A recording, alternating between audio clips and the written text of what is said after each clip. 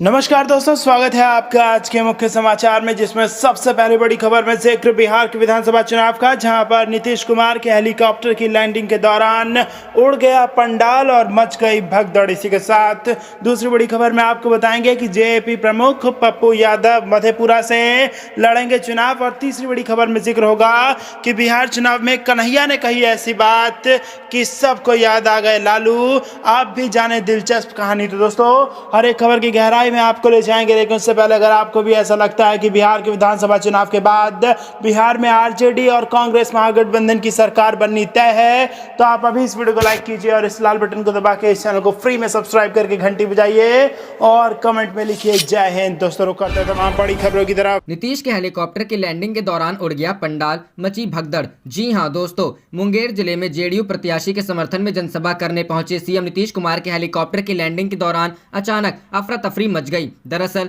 Helicopter की landing के दौरान तेज हवा ने सभा स्थल पर लगाए गए पंडाल को उड़ा दिया। सभा स्थल पर मौजूद सुरक्षा कर्मियों ने बेमुश्किल स्थिति पर काबू पाया। बिहार चुनाव 2020 को लेकर मुख्यमंत्री नीतीश कुमार की चुनावी सभाएं शुरू हो चुकी हैं। बुधवार को सीएम नीतीश कुमार मुंगेर जिले के तारापुर विधानसभा सीट से जेडीयू प्रत्याशी मेवालाल चौधरी के पक्ष में चुनावी जनसभा करने पहुंचे थे। सीएम का हेलीकॉप्टर तय समय पर सभा स्थल आरएसके उच्च विद्यालय के मैदान में पहुंच गया। सभा स्थल के नजदीक बने लैंडिंग स्पॉट पर जब हेलीकॉप्टर उतर रहा था तो उसके पंखों की तेज हवा से सभा स्थल पर लगाया गया पंडाल उड़ गया। पंडाल की हवा में उड़ते ही सभा स्थल पर भगदड़ मच गई। हालांकि मौके पर मौजूद पुलिस कर्मियों ने किसी तरह हालात पर काबू पा लिया, लेकिन अफरा तफरी की स्थिति काफी देर तक रही। नीतीश कुमार की सभा में आए दीपक कुमार ने बताया कि बाल बाल बच गए। वहीं बताया जा रहा है कि पंडाल को ठीक से बांधा नहीं गया था, इसलिए तेज हवा की वजह से पंडाल उड़ गया।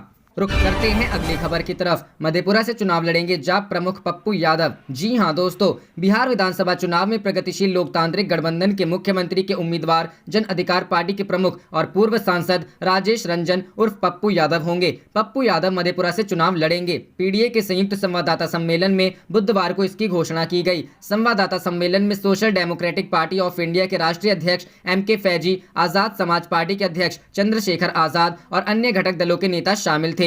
चंद्रशेखर आजाद ने कहा कि पप्पू यादव के नेतृत्व में पीडीए बिहार में परिवर्तन की शुरुआत कर रही है। उन्होंने कहा कि इनके मुख्यमंत्री बनने से बिहार में दलितों, मुसलमानों और अन्य कमजोर वर्गों के लोगों को सुरक्षा मिलेगी। एसडीपीआई के राष्ट्रीय अध्यक्ष एम.के. फैजी ने घोषणा की कि पप्पू यादव मधेपुरा से चुनाव लड़ेंगे। जाप अध्यक्ष ने कहा कि सुरक्षित और मुस्कुराता बिहार उनकी प्राथमिकता होगी। उन्होंने कहा कि पीडीए जातीय और सांप्रदायिक दंगों को किसी हाल में बर्दाश्त नहीं करेगा। पप्पू यादव ने वादा किया कि उनके मुख्यमंत्री बनने के बाद अगर बिहार में पलायन नहीं रुका तो वो इस्तीफा दे देंगे। रुख करते हैं अगली खबर की तरफ। बिहार चुनाव, कन्हैया ने कही ऐसी बात कि बरबस ही याद आ गए लालू। आप भी जाने दिलचस्प कहानी। जी हां दोस्तों, बिहार विधानसभा चुनाव प्रचार के लिए जेएनयू छात्र संघ के पूर्व अध्यक्ष और भाकपा नेता कन्हैया कुमार भी मैदान में आ गए हैं। इसी क्रम में सोमवार को बेगूसराय की 2 विधानसभा सीट बखरी और तेगड़ा में कन्हैया ने ऐसी बात कह दी जिससे आरजेडी अध्यक्ष लालू प्रसाद यादव की याद आ गई। दरअसल लालू यादव ने वर्ष 2000 के विधानसभा चुनाव में पहली बार ईवीएम का प्रयोग होने पर मतदाताओं से एक बात कही थी। कन्हैया ने अपने भाषण में कहा कि पिछले चुनाव में जनता ने बीजेपी के विरोध में वोट किया था और नीतीश कुमार की सरकार बनी थी, लेकिन कुछ ही महीनों के बाद बीजेपी ने सीएम को ही हैक कर लिया और पूरी तरह बाजी पलट दी। इसका परिणाम यह हुआ कि जनता ठगी की ठगी रह गई। इसलिए जनता को विशेष रूप से सतर्क रहने की आवश्यकता है। बता दें, कुछ ऐसी ही बात लालू ने अपने मतदाताओं को कही थी कि ईवीएम पर बटन दबाते समय कैसे सतर्क रहना है। गौरतलब है कि वर्ष 2000 के बिहार विधानसभा चुनाव में चुनाव आयोग ने पूरी तरह ईवीएम से चुनाव कराने की बात कही थी। हालांकि यह प्रयोग नया था और गांव में लोग ईवीएम का प्रयोग करना नहीं जानते थे। खासकर कम पढ़े लिखे लोग और ग्रामीण महिलाओं में ईवीएम को लेकर हिचक थी। तब आरजेडी चीफ लालू प्रसाद यादव ने इसके लिए अलग रास्ता खोज निकाला और अपने वोटर्स को अपने ही अंदाज में जागरूक किया। राजनीतिक जानकार बताते हैं कि लालू यादव जब चुनाव प्रचार में निकलते थे तो मतदाताओं से ईवीएम के प्रयोग की जानकारी अपने ही अंदाज में देते थे। राजद अध्यक्ष मंच पर चढ़कर आते थे तो ईवीएम का एक नमूना उनके हाथ में होता और वो दिखाते हुए लोगों से बताते कि जब बटन दबाने के बाद पी की आवाज निकले तो समझ जाना वोट पड़ गया। पी के पहले मशीन के सामने से हटना नहीं है। लालू का पी कहना लोगों को खूब भाता था। लोग आज भी उसे याद करते हैं। लालू का यह पी वाला अंदाज तब मीडिया में भी सुर्खियां बनी थी। तकरीबन सभी सभाओं में वह अपने अंदाज में पी की बोली निकालते और लोगों को वोट देने का तरीका भी बताते। अनेकों बार ऐसे वाकये हुए हैं कि जगहों पर लालू जब अपनी यह बात कहना भूल जाते तो लोग टोक देते थे, वोटवा कैसे डालें, और लालू शुरू हो जाते कि ऐसे दवाई और आवाज आई पी।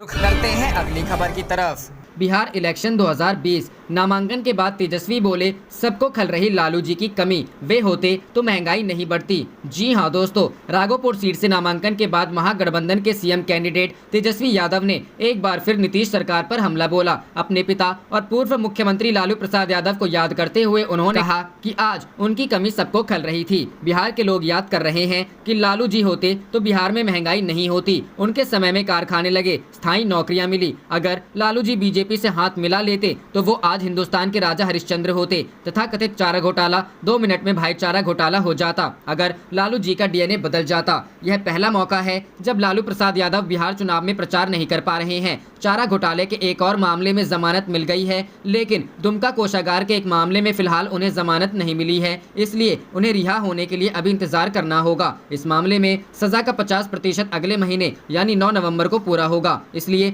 तब तक लालू यादव को जेल में ही रहना होगा। तेजस्वी यादव ने नीतीश का जवाब राघोपुर से नामांकन के बाद दिया। उन्होंने कहा कि हम सरकार बनाने जा रहे हैं। नीतीश कुमार जी के प्रति नौजवानों में आक्रोश है। रुख करते हैं अगली खबर की तरफ। कुर्सी मुंह में नीतीश ने दिया सबको धोखा, तेजस्वी। जी हां दोस्तों, बिहार की मुख्य विपक्षी राष्ट्रीय जनता दल और प्रतिपक्ष के नेता तेजस्वी प्रसाद यादव ने मुख्यमंत्री एवं जनता दल यूनाइटेड के राष्ट्रीय अध्यक्ष नीतीश कुमार पर कुर्सी के मुंह में सबको धोखा देने का आरोप लगाया और दावा किया कि राज्य में इस बार निश्चित रूप से महागठबंधन की ही सरकार बनेगी। श्री यादव ने मंगलवार को यहां हसनपुर सीट पर अपने बड़े भाई एवं राजद नेता तेज प्रताप यादव के नामांकन के मौके पर रोसड़ा में पत्रकारों से बातचीत करते हुए कहा कि आरोप लगाया कि नीतीश सरकार पिछले 15 वर्षों में बेरोजगारी, भुखमरी और पलायन को रोकने में विफल रही है। उन्होंने दावा किया कि इस बार बिहार में महागठबंधन की ही सरकार बनेगी और मंत्रिमंडल की पहली बैठक में 10 लाख नौकरी के प्रस्ताव को मंजूरी दी जाएगी। राजद नेता ने कहा कि बिहार में जब से मुख्यमंत्री नीतीश कुमार की अगुवाई वाली राष्ट्रीय जनतांत्रिक गठबंधन सरकार बनी है, तब से भ्रष्टाचार और अपराध चरम पर है। नीतीश सरकार के कार्यकाल में बिहार में 60 घोटाले हुए, वहीं राज्य में बेरोजगारी दर 46.6% पर पहुंच चुकी है। श्री यादव ने आरोप लगाया कि कुर्सी के मुंह में मुख्यमंत्री नीतीश कुमार ने सभी को धोखा दिया है। उन्होंने लोगों से समस्तीपुर समेत मिथिलांचल एवं कोसी की सभी सीटों पर महागठबंधन के उम्मीदवारों को विजयी बनाने की अपील की। इस अवसर पर राजद के प्रधान महासचिव आलोक कुमार मेहता एवं राजद विधायक भोला यादव भी उपस्थित थे। रुख करते हैं अगली खबर की तरफ। सुशील मोदी बोले मौका मिला तो बेरोजगारी दूर करेंगे। जवाब में राबड़ी बोली 15 साल से मटर छील रहे थे। जी हां दोस्तों, बिहार के डिप्टी सीएम सुशील कुमार मोदी ने चुनावी सभा संबोधित करते हुए कहा था कि मौका मिला तो बेरोजगारी दूर करेंगे। इस पर राबड़ी देवी ने पलटवार करते हुए कहा कि क्या 15 साल से मटर छील रहे थे। राबड़ी देवी ने कहा कि लो कर लो बात, 15 साल से मटर छील रहे थे क्या? 15 साल बाद नीतीश जी और सुशील जी को महसूस हुआ कि बिहार में बेरोजगारी है। तेजस्वी तुम लोग को अब मुद्दे आधारित राजनीति सिखाएगा। रुख करते हैं अगली खबर की तरफ। नियोजित शिक्षकों के समान वेतन पर राजद का बड़ा ऐलान, लालू यादव ने कही ये बात। जी हां दोस्तों, बिहार में जैसे जैसे मतदान के दिन नजदीक आ रहे हैं, वैसे वैसे नेताओं द्वारा जनता को लुभाने की कोशिश भी तेज होती जा रही है। विधानसभा चुनाव में अब कुछ सप्ताह ही बचे हैं। ऐसे में राजनीतिक पार्टियों का जनता से वादों का सिलसिला शुरू हो गया है। सभी पार्टियां जनता को अपने साथ जोड़ने के लिए अलग अलग चुनावी पैंतरों को इस्तेमाल कर रही हैं। इन सब के बीच बुधवार को राष्ट्रीय जनता दल ने नियोजित शिक्षकों को लेकर एक बड़ा ऐलान किया है। राष्ट्रीय जनता दल के अध्यक्ष लालू यादव ने नियोजित शिक्षकों के मुद्दे पर एक बड़ा ऐलान किया है। राजद सुप्रीमो ने ट्वीट कर कहा कि गठबंधन सरकार आने पर शिक्षकों की समान काम के लिए समान वेतन लागू किया जाएगा। लालू यादव ने अपने ट्वीट में नीतीश सरकार पर अभी हमला बोला है। उन्होंने बिहार सरकार से सवाल पूछा कि नियोजित शिक्षकों को समान काम पर समान वेतन क्यों नहीं दिया, हक मांगने पर शिक्षकों पर लाठी क्यों बरसाई। बिहार विधानसभा चुनाव के मद्देनजर बुधवार को आरजेडी नेता तेजस्वी यादव ने राघोपुर सीट से नामांकन किया। नामांकन के बाद तेजस्वी ने कहा पहले युवाओं को रोजगार और समान काम सम्मान वेतन के लेकर शिक्षकों की मांगों को पूरा करने का वादा किया। मीडिया से बात करते हुए उन्होंने कहा कि अगर हमारी सरकार बनती है तो पहली कैबिनेट मीटिंग में पहला हस्ताक्षर 10 लाख नौजवानों को स्थायी रोजगार देने के लिए होगा।